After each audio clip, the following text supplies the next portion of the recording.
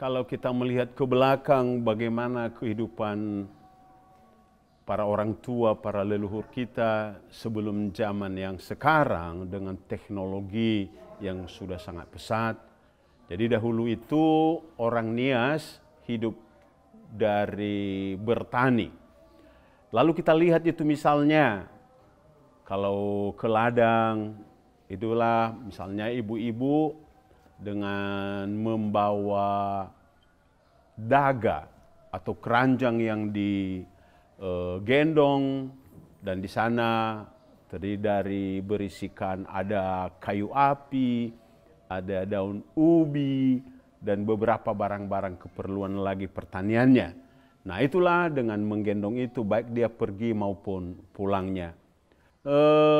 Bagaimana dengan kaum laki-laki? Ya, kaum laki-laki membawa kampak, membawa tombak atau toho. Mereka ke kebun dan mereka menebang pohon-pohon dan mereka mengumpulkan kayu api dan dibawa pulang ke rumah. Selain pekerjaan misalnya membuka ladang laki-lakinya bersama juga dengan perempuannya, kegiatan laki-laki lainnya yaitu berburu. Nah, ada berburu ini yang disebut dengan malu atau mamolo. Mereka membawa tombak, mereka membawa golok, mereka membawa atau jaring.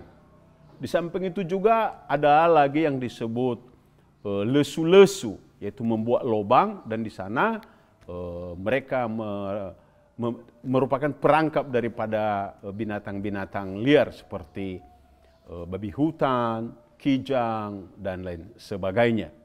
Nah itu antara lain kehidupan orang tua kita dulu. Dan misalnya juga mereka untuk anak-anak, ya mereka menyuruh anak-anaknya yang paling besar untuk menjaga adik-adiknya yang disebut mangahai'a irauno.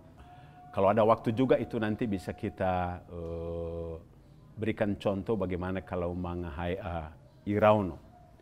Jadi itulah ada musim-musim bertaninya, ada musim-musim pestanya, ada pesta kawinnya, ada pesta obasanya, dan jadi mereka ada musim tertentu. Begitu Pak, kisah cerita dulu tentang orang tua kita.